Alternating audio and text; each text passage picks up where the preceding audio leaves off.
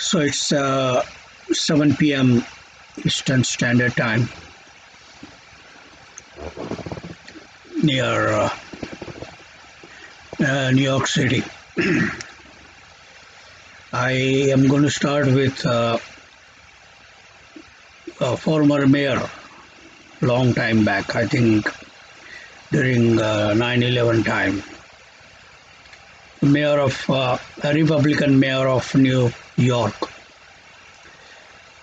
Rudy Giuliani, Rudolph Giuliani,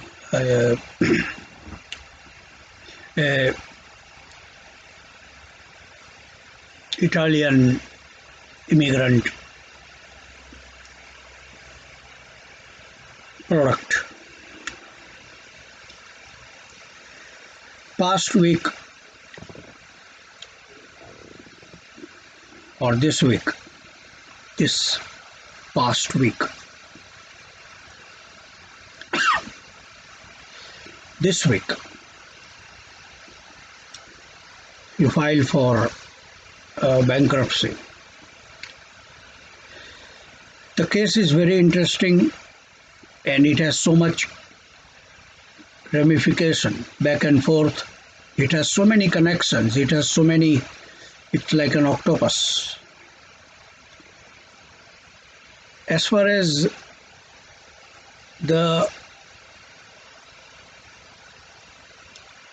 in the countries where the rule of law is applied, most of the time it is a democratic nation.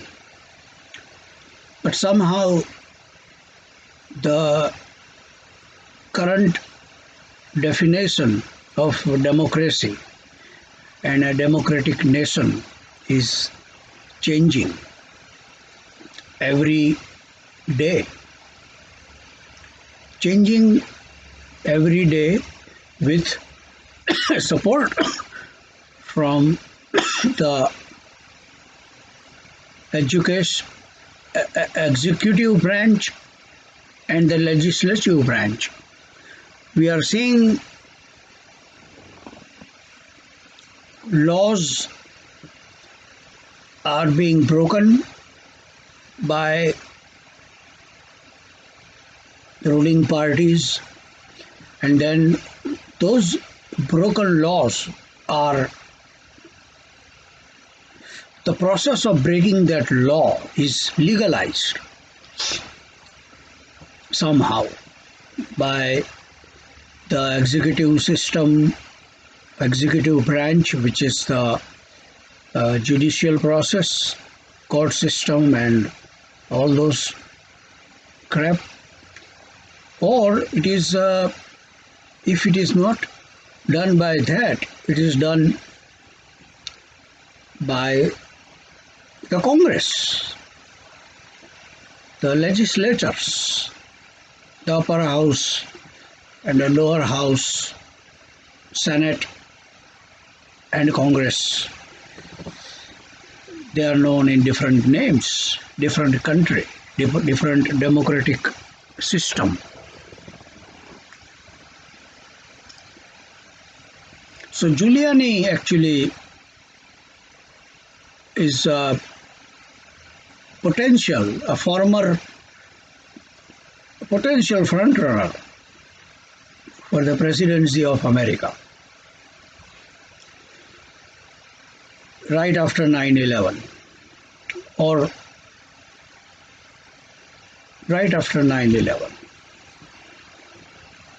Because at the time when the 9/11 happened, America had a Republican president by the name of Mr. George Junior George Bush. And I think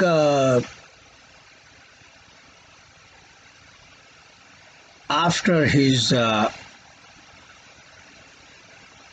tenure ended, I think Giuliani was a front runner, but somehow in 2008,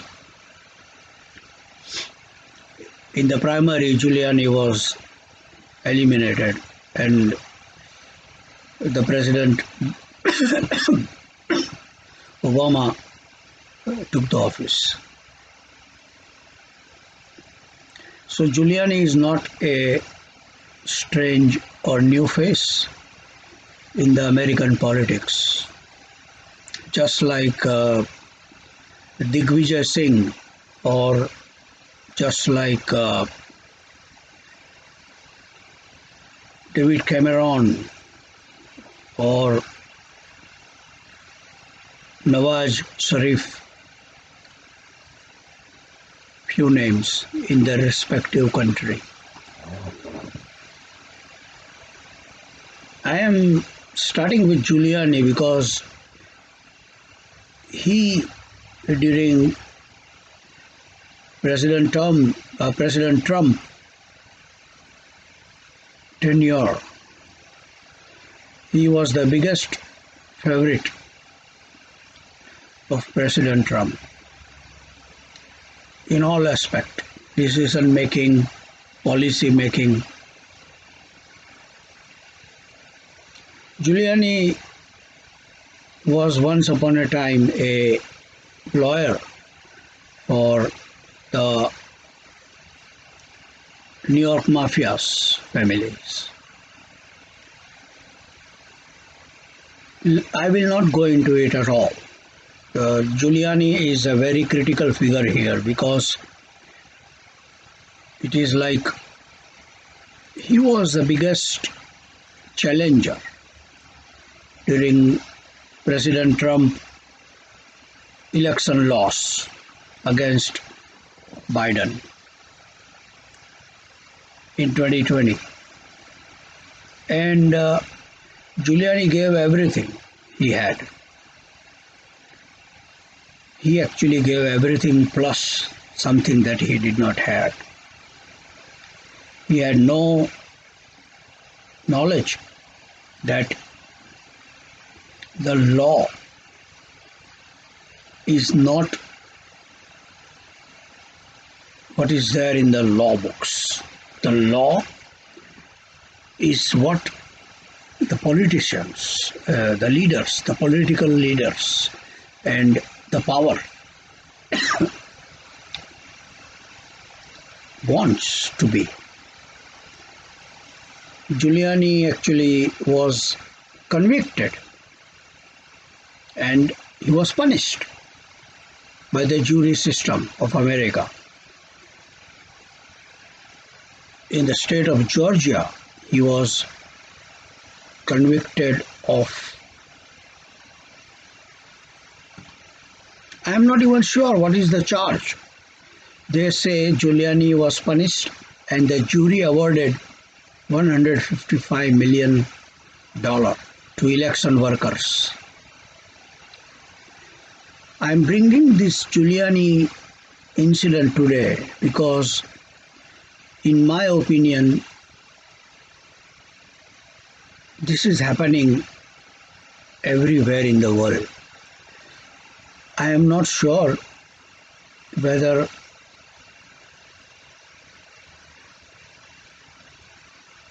I can say that the same Giuliani incident is taking place in India, Britain, Canada, anywhere, where the rule of law is supposed to be the guiding factor or guiding light to decide.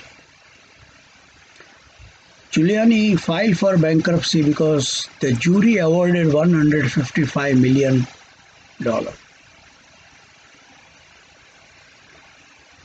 If I go back and forth,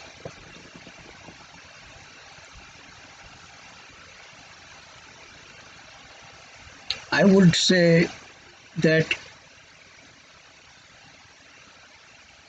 the jury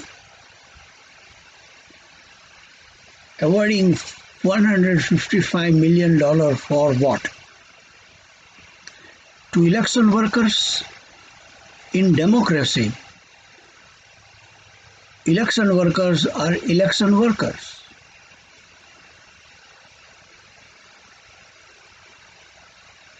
And I am of the opinion that just as a government cannot be sued, the police cannot be sued, election workers cannot be sued. But in that same breath, the government employee, because election workers, whoever they are in their regular life, but on the day of the election, if they are appointed, hired as the election worker, then they represent the government. Then the government cannot sue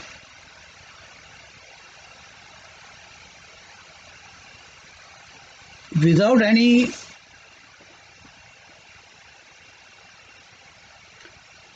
suing for defamation. The jury awarded 155 million for defamation against Giuliani.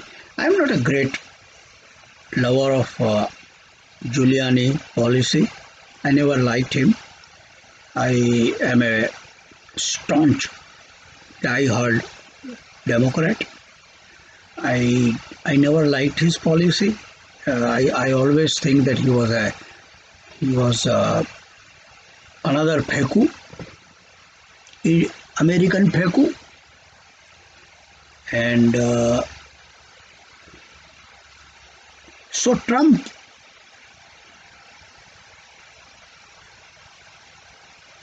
was the main reason, or Trump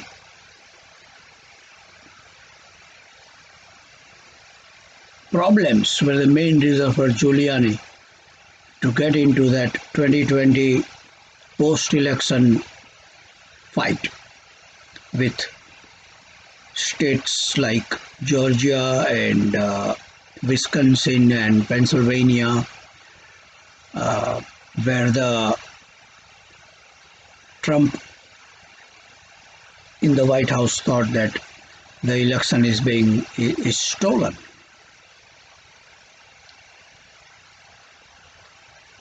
And I remember very distinctly that night, that election night, around 12 or 12:30, I was drunk and I was watching TV, and Trump was leading heavily in most of the states. And when I went to sleep, I thought that Trump is going to remain in the office. But by 6 o'clock or 7 o'clock, when I woke up and I watched again, Trump had lost.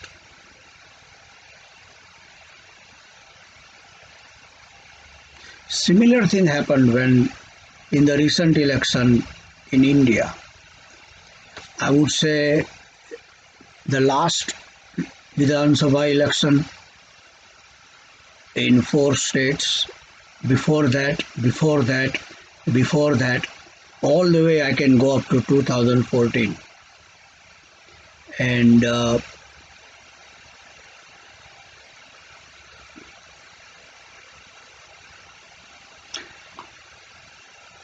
I am not a conspiracy supporter, but in a strongly or most powerful democracy of the world, the president and he challenged these elections. Trump could do it because Trump is not a Peku. Trump had his own personal fortune. He can afford to spend 500 million here or there dollars hiring a high attorney on his own personal cost. But if Trump does it, spending his own money, then it keeps me thinking that this businessman who runs casino business, he runs a very tight ship. If he is willing to give up his 500 million, there must be some reason. And that is a main factor of Giuliani supporting him. The laws must be followed.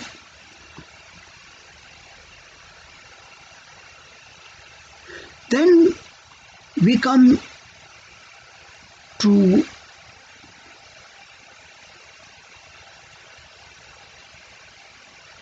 Dharmaraj. When I use this term Dharmaraj, the king of religion or king in religion or king for religion. Dharma is religion and Raj is king, Raja.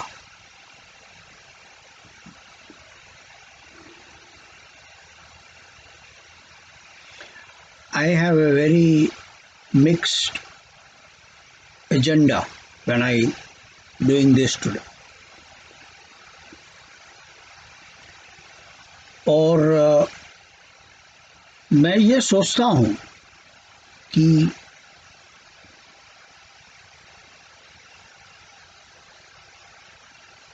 Dharmaraj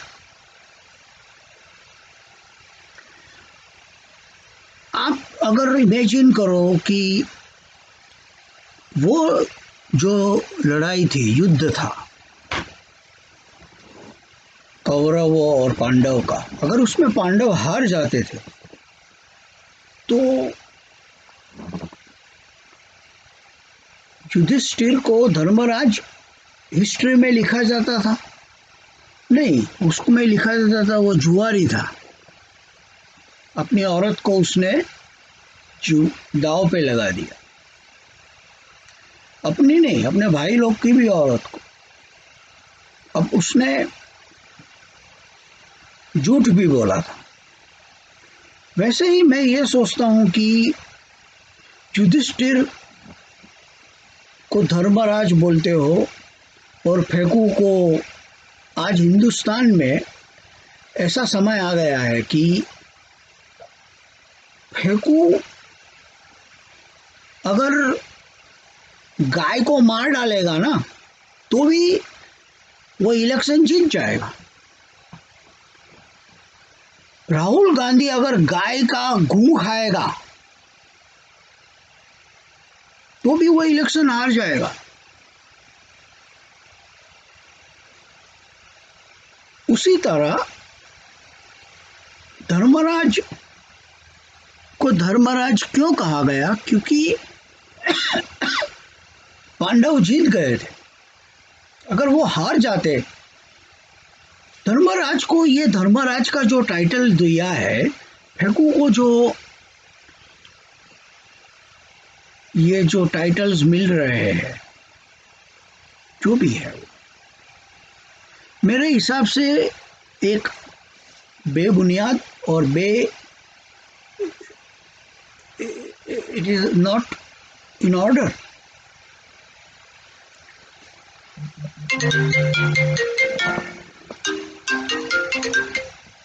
हाँ,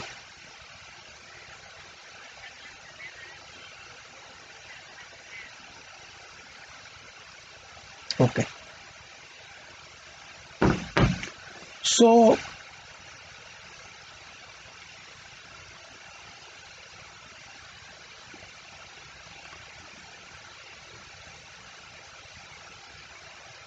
जूलियानी, Amit Shah and ये जो बहुत,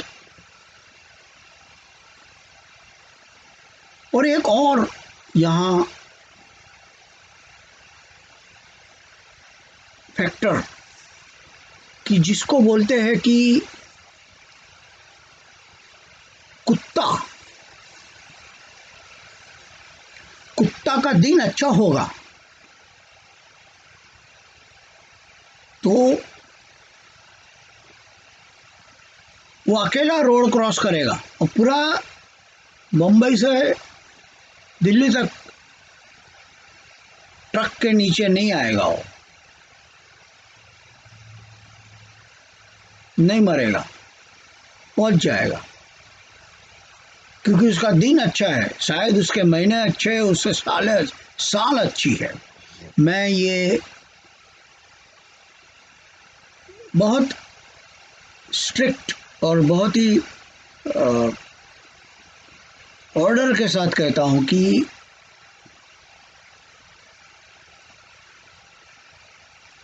2002 के बाद जो मेरा फेंकू से एक ही डिफरेंस ऑफ ओपिनियन है। कोई वो गुजराती है, मैं भी गुजराती हूँ। मुझे ऐसा लगता है कि उसने 2002 के दंगे खुद ने करवाए थे, खुद ने करवा के फिर उसने पुलिस डिपार्टमेंट को बोला था, और उसकी एक उसको वो सिर्फ गुजरात की प्रजा का जो स्वाभिमान बार बार बार ब्रेक हुआ था।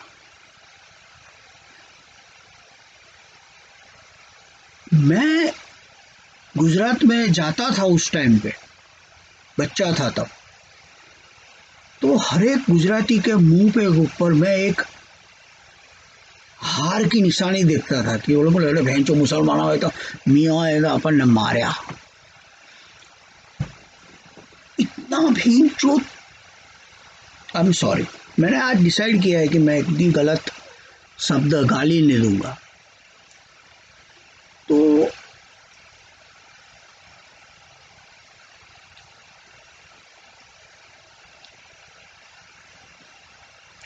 even though Mahatma Gandhi was born in Gujarat, post independence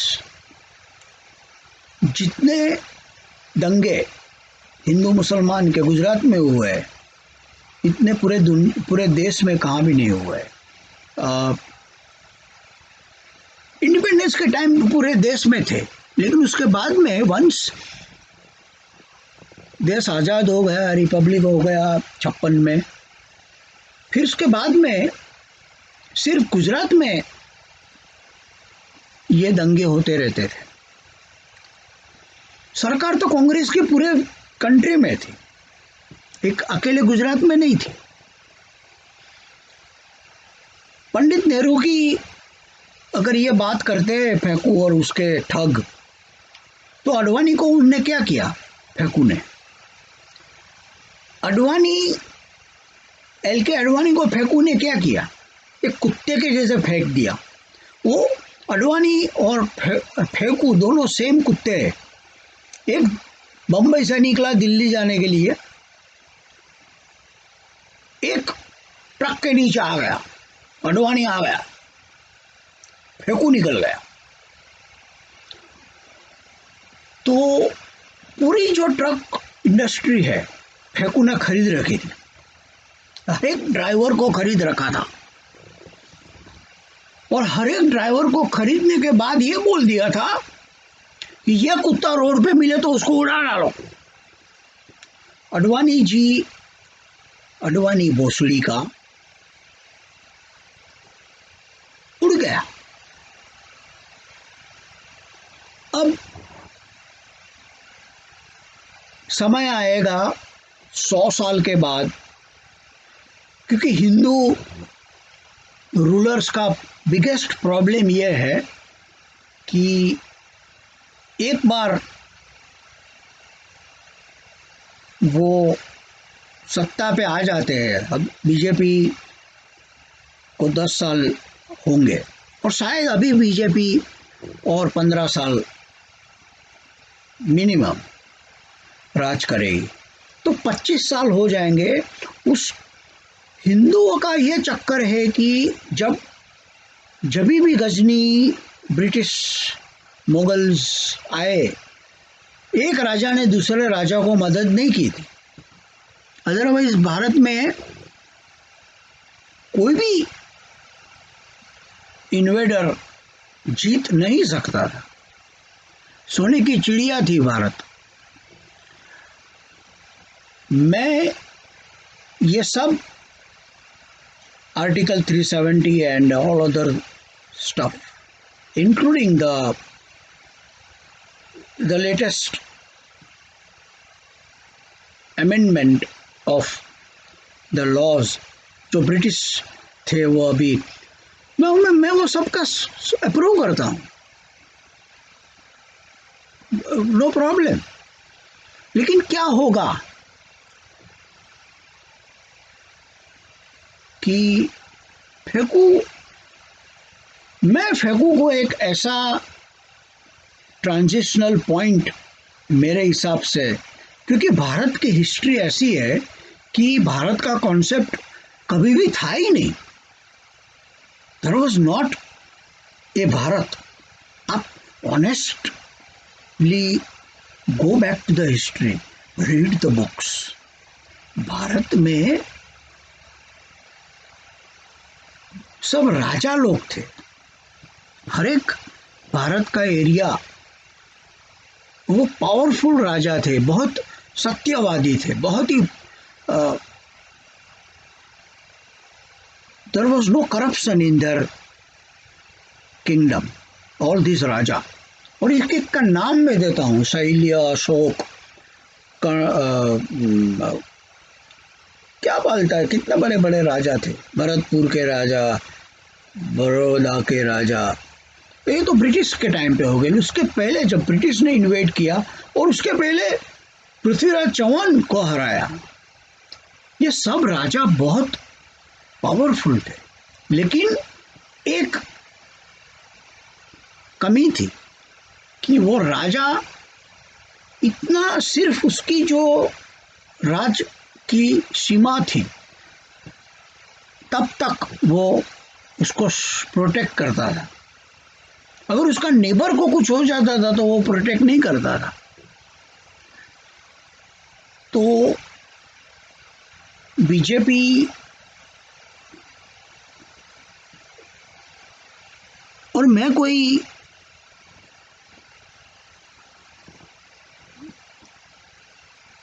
कांग्रेसी हूँ, मैं कांग्रेस का आइडियल को सपोर्ट करता हूँ। लेकिन मैं कोई ऐसा, मेरा दावा नहीं है कि वो कांग्रेस का जो आइडियल है वो सिर्फ नेहरू परिवार उसको कैरी करे। वेहिकल कुछ भी हो सकता है, आई डोंट केयर। लेकिन मैं कभी भी एवर, क्योंकि ये जो भारत इंडिया का कॉन्सेप्ट है वो पहले था नहीं। अब ये लोग जो जोर जोर से बोलते हैं कि नेहरू ने कंट्री को डिवाइड किया या नेहरू ने पटेल को धोखा दिया, वो लोग खुद अपने चेहरे पे देखें कि उन्होंने किसको कितना धोखा दिया है और कितना अच्छा व्यवहार किया है, किसके साथ, उनकी ही पार्टी लोग के साथ। सो मच सो कि अडवाणी को राम टेम्पल का उद्घाटन में आने को ना बोला है। अब आप मेरे को पूछोगे कि एक 97 ईयर ओल्ड आदमी को अगर वो सिक्योरिटी इश्यू है तो बालाकोट फालाकोट बेंचो फेंकू, अमेरिका के ऊपर भी सर्जिकल स्ट्राइक कर सकता है। ऐसा हिंदुस्तान के जो लोग हैं, जो अंधभक्त है, उनका मानना है कि फेंकू अमेरिका के ऊपर भी सर्जिकल स्ट्राइक कर सकता है। अमेरिका का चक्कर क्या है कि अमेरिका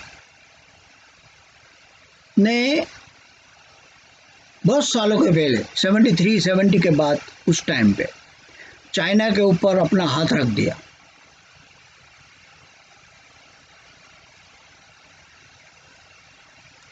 और ऐसा हाथ रख दिया कि चाइना कुछ भी करे, लेकिन चाइना को ऊपर लाना है। चाइना का जो लेबर है, और बहुत पॉलिटिक्स था उस टाइम पे, निक्सन के टाइम पे। तो 73 से 2019 2018 ट्रम्प आया और फिर कोरोना हुआ। ट्रम्प का ऐसा मानना है कि corona is a Chinese virus. मेरा भी 100% ये मानना है। मैं ये ब्लॉग के ऊपर बहुत टाइम बताया है कि ये चाइना का इन्वेजन था, चाइना का अटैक था। ट्रम्प, अगर कोरोना वायरस नहीं होता था तो ट्रम्प 2020 में आराम से जीत जाता था। लेकिन वो जीतने के बाद जो चाइना की गांड मारता था, वो चाइना को पता था।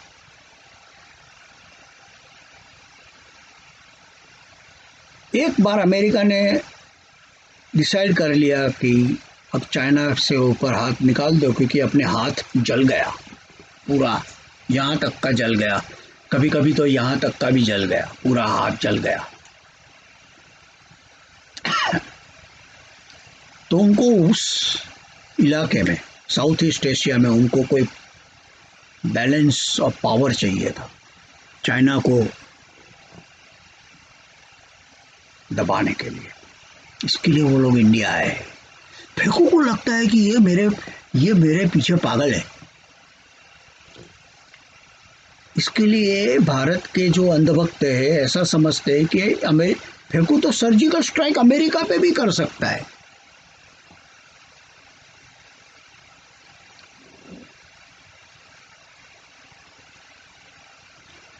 मेरे हिसाब से अगर अमेरिका को किसने भी दबाया है तो एक वर्ल्ड में, तो एक तो बहुत पावरफुल छोटा वियतनाम, दूसरा अफगानिस्तान और तीसरा इंदिरा गांधी। ये 3-4 लोग के सिवा किसी ने अमेरिका को टच नहीं किया है। अमेरिका को टच कर नहीं सकते। इनमें से किसी ने भी अमेरिका के ऊपर कुछ नहीं किया है, मेनलैंड। लेकिन जो रीजनल कॉन्फ्लिक्ट था, Afghanistan, Vietnam, Indira Gandhi, regional conflict में उन्होंने अमेरिका को मात दी है। फेकू समझता है कि उस फेकू से ज़्यादा मेरे को दुख होता है भारत की प्रजा के ऊपर। जो भारत की प्रजा है,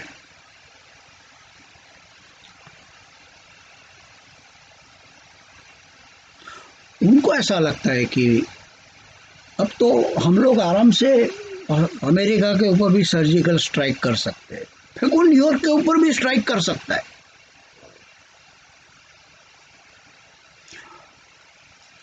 ग्रहों की एक स्थिति होती है।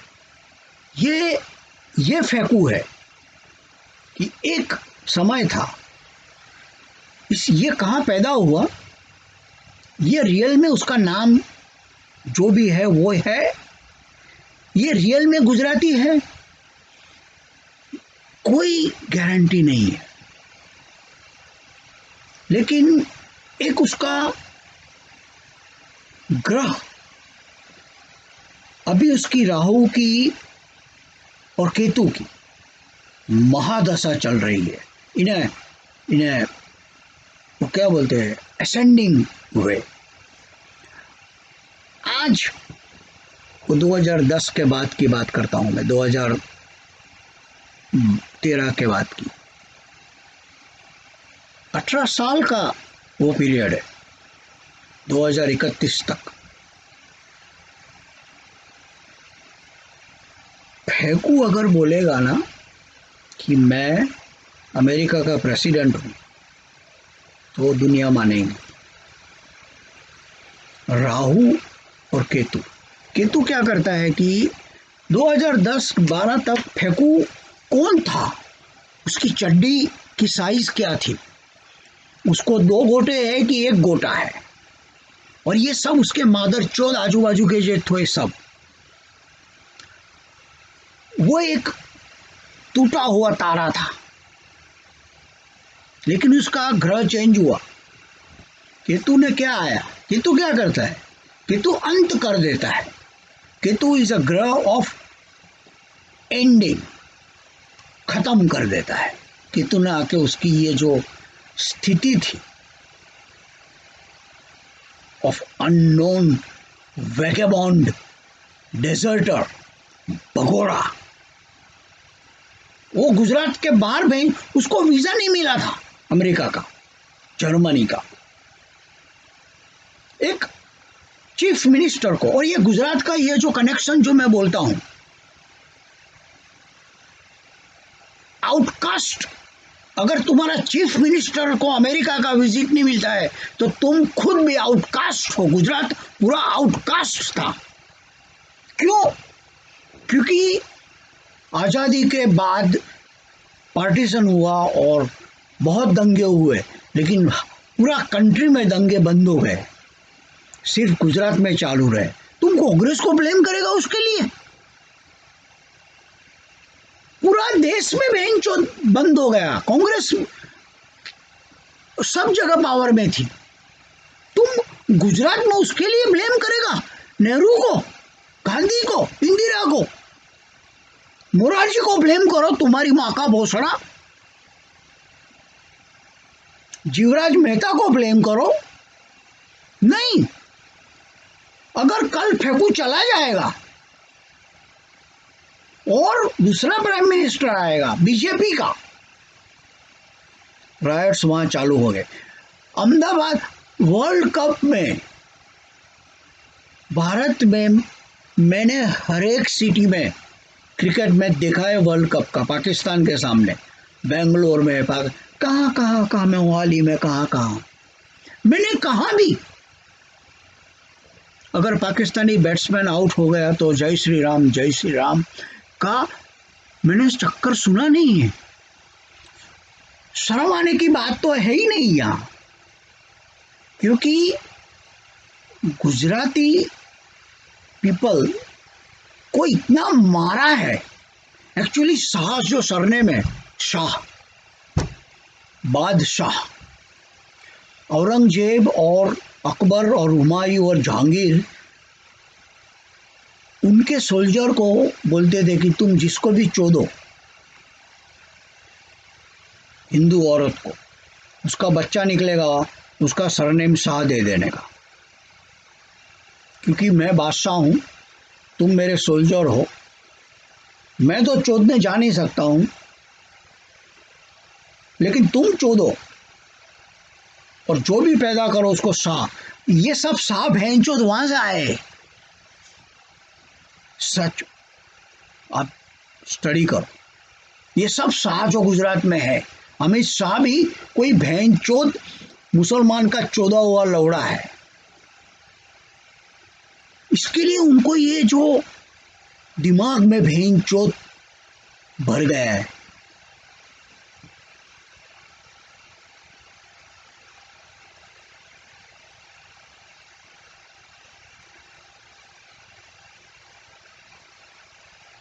एक और डेवलपमेंट के बारे में मैं बात करना चाहूँगा कि सिर्फ 2-3 दिन के पहले अमेरिका में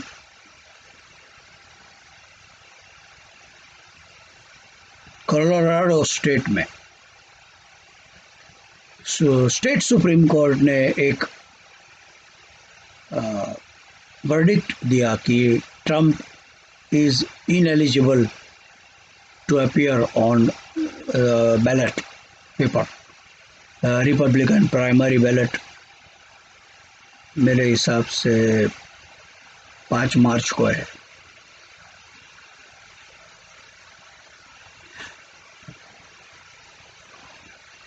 ट्रंप के ऊपर भी गैग ऑर्डर है। न्यूयॉर्क कोर्ट हैज,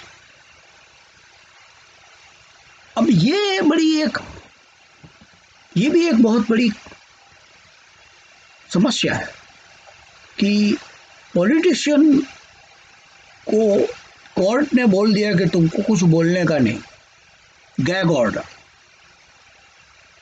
तुम सिर्फ ये बोल सकते हो मेरे को चाय पीने का है, तुम मिलन औरत को बोल सकते हो मेरे को चोदने का है, चोद औरत ना बोलेगी तो मैं मुठिया मारूंगा, लेकिन तुम्हारे ऊपर जो केस चल रहा है उसके बारे में तुम कुछ बोल नहीं सकते।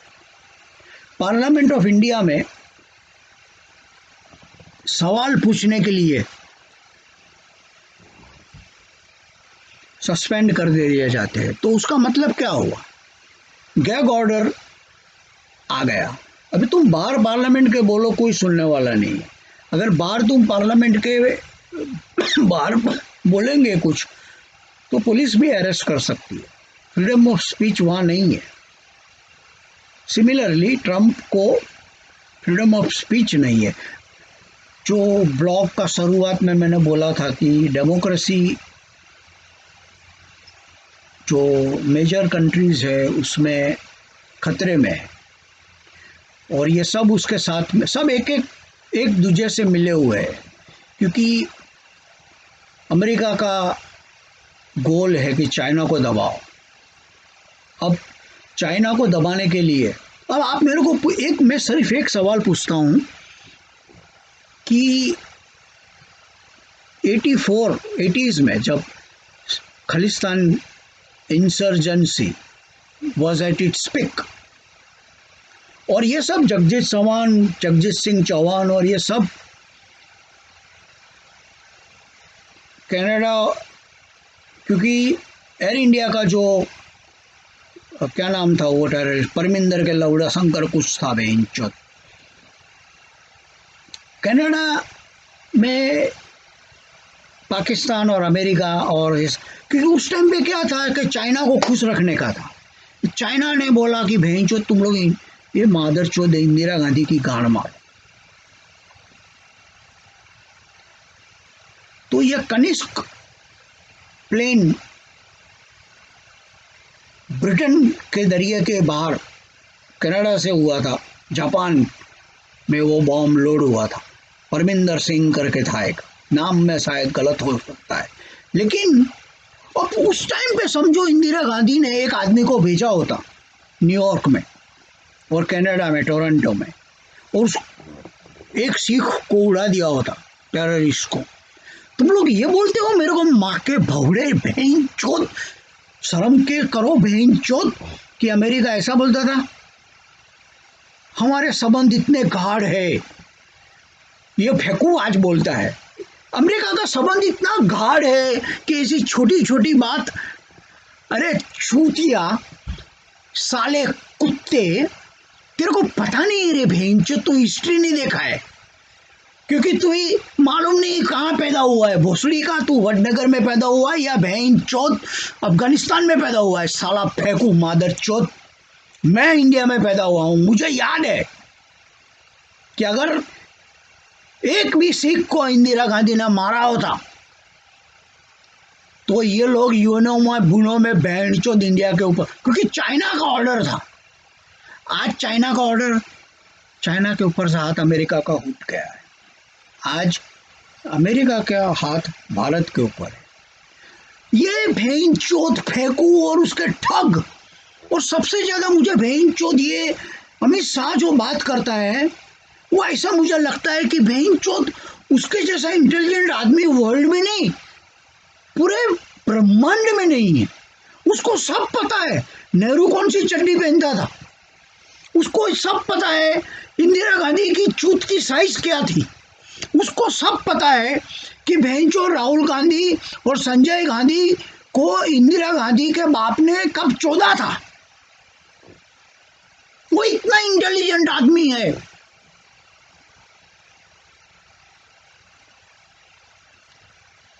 कि उसके बाद अगर वो बोल दिया कि राम भगवान बड़वा था तो खत्म हो गई बात। पूरा 1 करोड़ 140 करोड़ लोग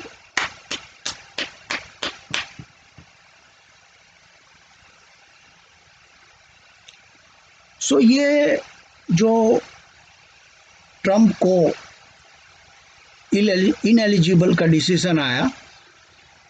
ट्रंप के ऊपर अभी गैग ऑर्डर है, इसके लिए ट्रंप ने सिर्फ एक ओपिनियन दिया कि क्योंकि the next step is supreme court, Trump को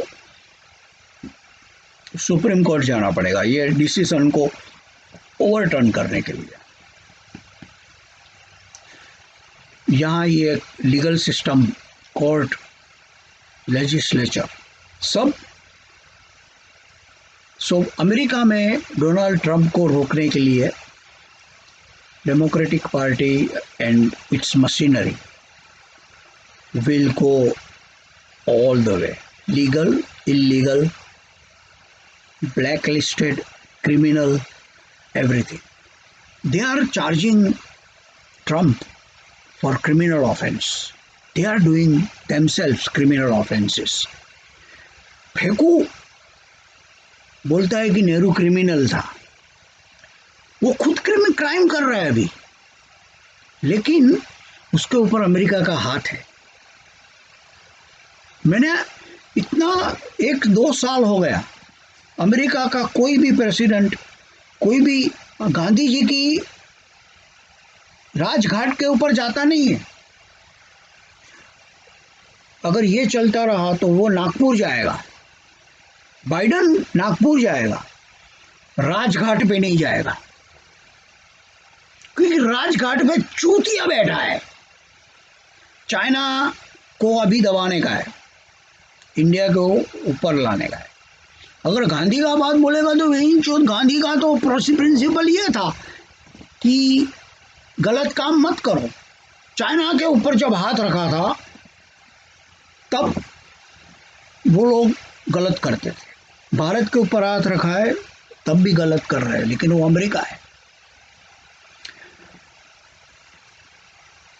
सो ट्रंप ने अपना एक पर्सनल ओपिनियन दिया कि सुप्रीम कोर्ट को टाइम वेस्ट नहीं करना चाहिए, कौन एलिजिबल है और कौन इनएलिजिबल है, they can decide it later date. तो क्या होगा कि ट्रंप का ये पॉलिटिकल मनूवर था कि अगर, क्योंकि सुप्रीम कोर्ट ने जो कोलोराडो का वर्डिक्ट दिया उसमें ऐसा लिखा है, अगर सुप्रीम कोर्ट ने ऐसा state of Colorado supreme court ने अगर ऐसा डिसीजन दिया होता कि done, Trump cannot be on the ballot,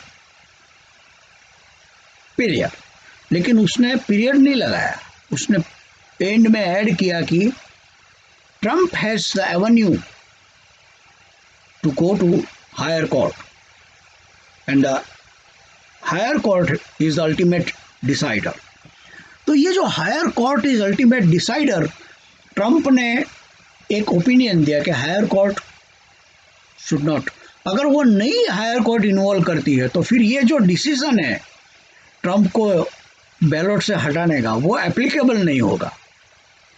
state is not final, state is saying higher court. इसके लिए जो लेजिस्लेचर सिस्टम और जुडिशियल सिस्टम, जो बाइडन के जो टट्टू है, अमेरिका में बाइडन के जो टट्टू है वैसे ही फेकू के टट्टू है इंडिया में। सुप्रीम कोर्ट, इंडिया के सुप्रीम कोर्ट के सब जजेस, एवरी जज in India, every police inspector, every army official in India is a टट्टू, कुत्ता है फेकू का। वो फेकू ये क्यों कर सकता है? फेकू कोई बेंचो भगवान नहीं है, फेकू के ऊपर अमेरिका का हाथ है। क्यों? इसके लिए ये ब्रिटेन बेंचो सब बोलते हैं कुछ नहीं, कुछ चुप रहे हो रे माँ का लौड़े बेंचो, साहब ने बोला है कुत्ते को जाने दो। तो ये जो कुत्ता है बंबई से निकला है दिल्ली जाने के लिए, उसको कोई ट्रक उड़ाएगी नहीं, वो दिल्ली पहुंचेगा। ट्रंप को रोकने के लिए जब उनको पता चला तो जो टट्टू है भाड़े गए बाइडन व्हाइट हाउस के जजेस एंड बेंच और स्पेशल काउंसिल लॉयर, वो लोग ने एक याचिका जाहिर कर दी supreme court, American supreme court को कि यार you should take this issue right away and declare him ineligible. Supreme court ने आज दोपहर की मैं देख रहा हूं, सुप्रीम कोर्ट ऑफ अमेरिका ने उसको रिजेक्ट कर दिया, वो अपील को special council. Technically supreme court ने ट्रंप के साथ एग्री किया कि यार बा मित्रों, जसोदा मैं इनको चोदूंगा, सबको चोदूंगा, अमेरिका का हाथ है। So this appeal is rejected, and as far as, so there are two elections coming very soon, one in, and both the democracy are facing election. India का इलेक्शन का मैं गारंटेड आउटकम बोल देता हूं कि राहुल गांधी इस टाइम पे election में हार जाएगा, उसको ही won't be an member of parliament anymore, Wayanad से भी हार जाएगा। और मेरे को ऐसा लगता है कि जब मैं इंडिया में था, एक जमाना था कि जनसंघ की 2 सीट थी और इंदिरा गांधी की एंटर। मुझे ऐसा लगता है कि ये इलेक्शन में शायद कांग्रेस की 2 सीट होगी और बाकी की सब सीट बीजेपी की होगी। और ये सिलसिला जब तक अमेरिका का गोल कंप्लीट नहीं हो जाएगा, चाइना को पूरा दबा के रखने का, या उस दिन अमेरिका को ऐसा लगे कि अभी बहन चोद इंडिया भी महंगा पड़ गया, वो बोलेंगे अभी चलो बांग्लादेश को उस एरिया में इंडिया के ऊपर कंट्रोल रखने के लिए, चाइना को तो ख़त्म कर दिया, इंडिया अभी बहुत फुदक रहा है, या वो बोलेगा कि अब ये एरिया में इंडियन इम्प्रेशन, इंडियन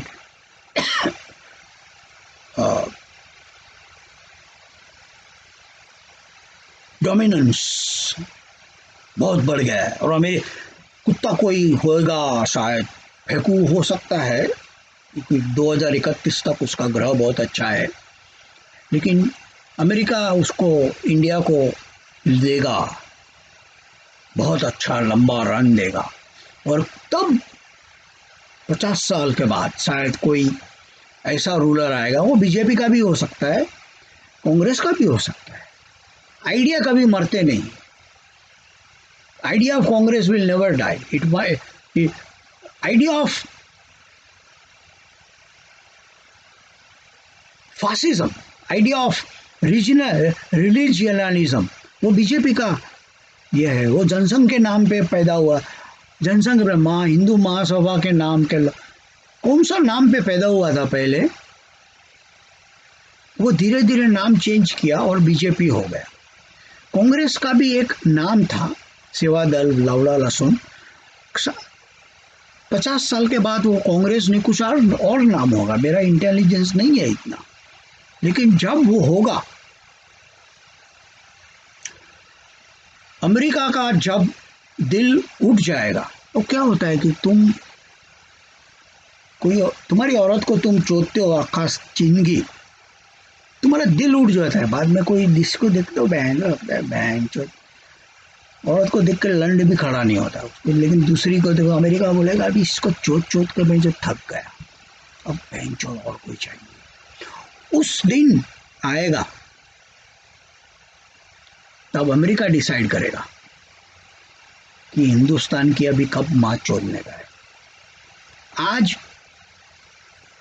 हिंदुस्तान की प्रजा को, जो अंधभक्त है, उनको ऐसा लगता है कि फेंकू एक सुपरमैन है,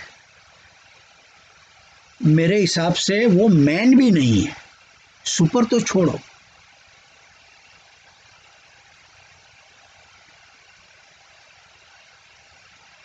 अडवाणी और जोशी और ऐसे लोगों को पूछो, उनको डर नहीं हो तब, अब वो ऐसे डर में है क्योंकि एक तो फेंकू का डर और उसके ऊपर अमेरिका का डर। ये एक अनइवन गेम है और इस मैटर के ऊपर मेरे हिसाब से समय बर्बाद करना कोई अच्छी बात नहीं है। तो रूल कौन करता है, हाथ किसका है, ये सब तकदीर का खेल है।